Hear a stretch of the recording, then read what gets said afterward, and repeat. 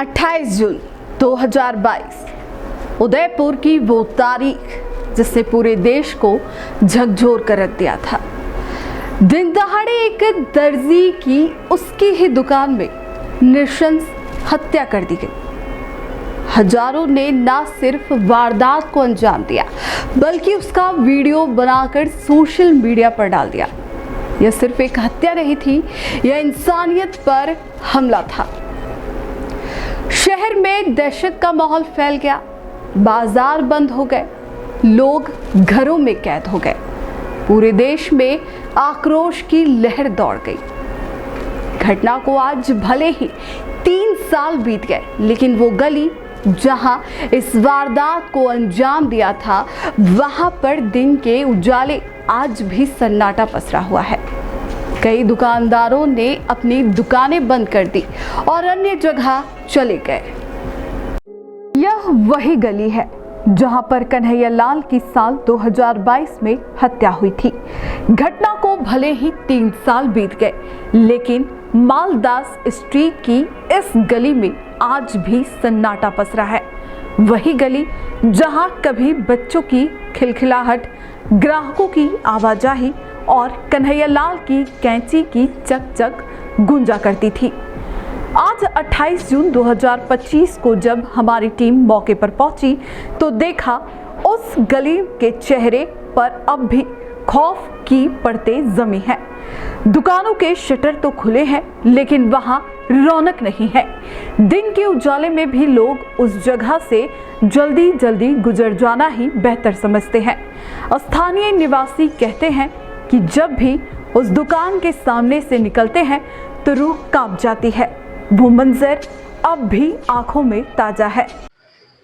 बताइए, पहले क्या माहौल रहता था और आज क्या माहौल है? आज से 3 साल पहले इस गली में बिल्कुल अच्छा चेल पेल वाला मार्केट चलता था। सब दुकानें चालू रहती थी, सबके यहाँ ग्राहकी होती थी।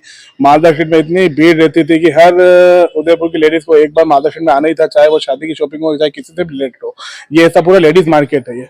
पर जब से कन्हैया लाल जी का मर्डर हुआ है 3 साल पहले, तब से आज इस गली पूरी सुनसान हो गई है। ना तो इधर कोई आता है, ना कोई दुकानें खुलती है, ना इधर कोई लोग दुकानें खोलना चाह रहे हैं।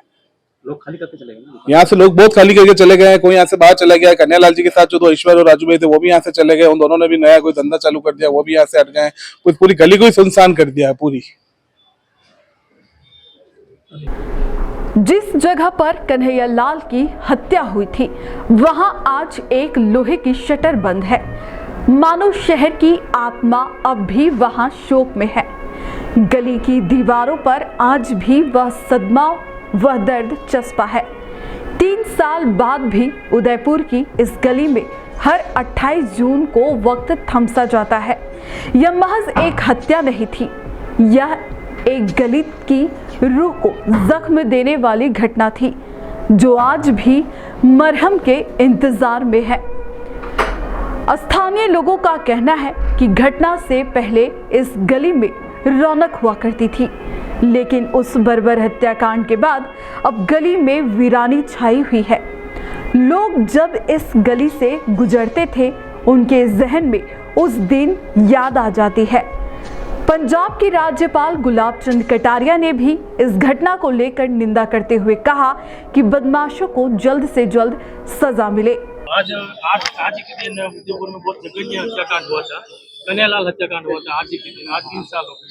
अब उदयपुर वासी नहीं, देशवासी भी न्याय की मांग कर रहे हैं। देखो, वास्तव में आप और मैं सब भी यही सोचते हैं, इस प्रकार का जघन्य अपराध होता है, उसके लिए ये कोर्ट कचहरी का इतना लंबा प्रोसेस आदमी को निराश करता है। इसे विशेष प्रकार के केस में ए टू डी हेयरिंग करके उसका निर्णय करना चाहिए, जिसके कारण से वास्तव में इसकी सही सजा अपराधी को तुरंत मिले। नहीं तो कई वर्षों के बाद मिलने के बाद उसका महत्व भी खत्म हो जाता है।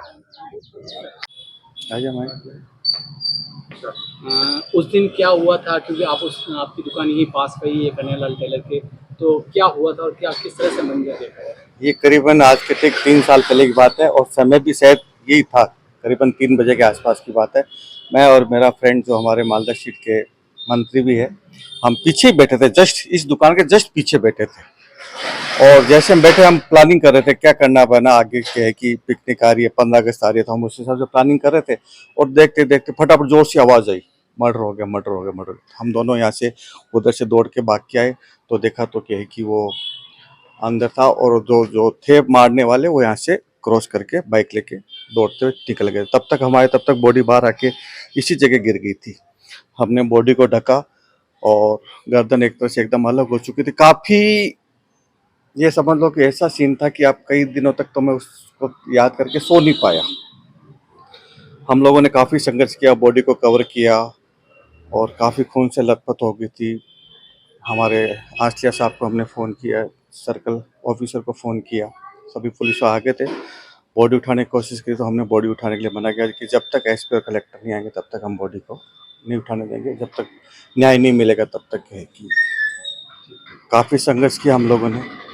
लेकिन अभी 3 साल बीत चुके हैं और कन्हैयालाल को अभी तक भी न्याय नहीं इस चीज का हमें आज भी अफसोस है बहुत बड़ा। गया 3 साल हो गया उस बात को और आज भी उस कन्हैयालाल के हत्यारे को न्याय नहीं मिला। इस चीज का हमें आज भी इस चीज का बहुत अफसोस होता है कि यार हमारी न्याय व्यवस्था कितनी लचीली है।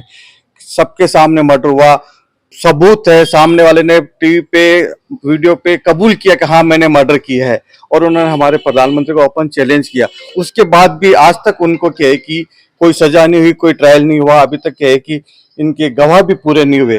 तो ये हमें इस चीज का बहुत अफसोस है। हम यही मांग करते हैं कि जल्द से जल्द इसका फैसला और हत्यारों को क्या है कि एक सख्त से सख्त सजा मिलनी चाहिए।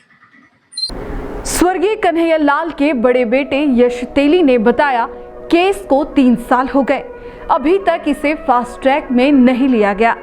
6 माह से पेशी नहीं हुई है, एक माह में डेट मिल रही है, जबकि जल्द सुनवाई होनी चाहिए।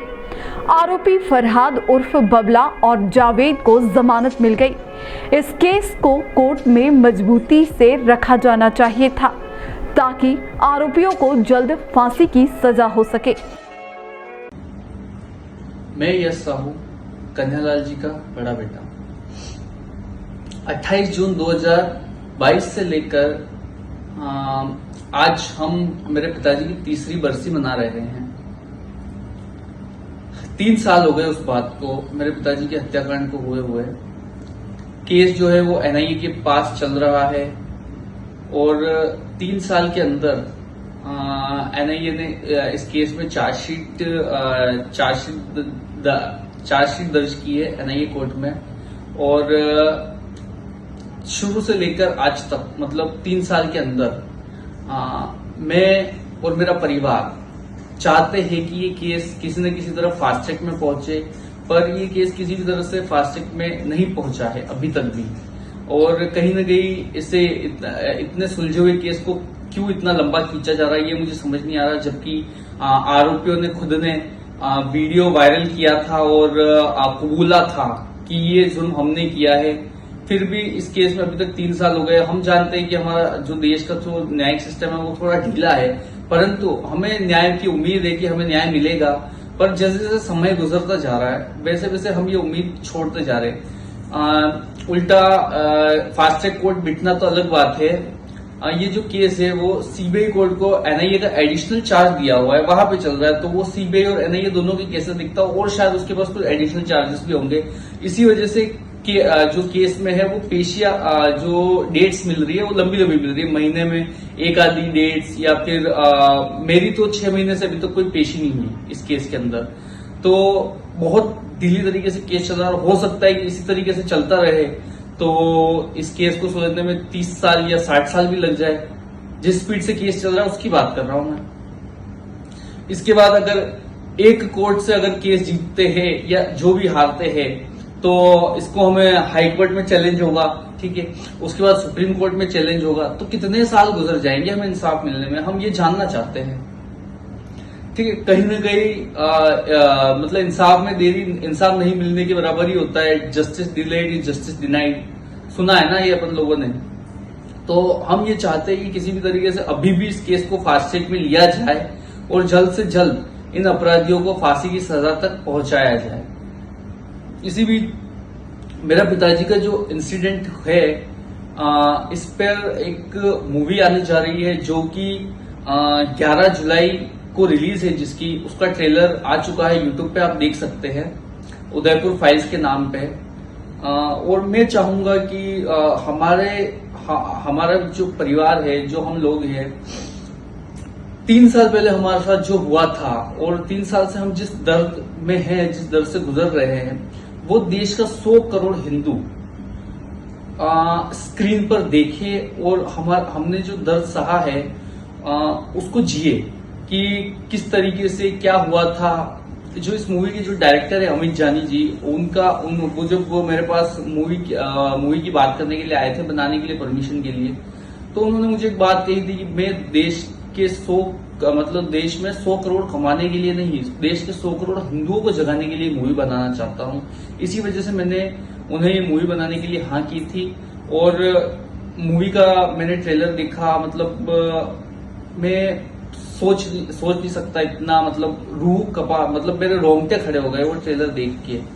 तो मैं चाहूंगा कि देश का हर इंसान इस ट्रेलर को देखे और इस मूवी को भी देखे, जिससे उन्हें भी पता चले कि हाँ, हकीकत में मेरे पिताजी के साथ क्या हुआ था।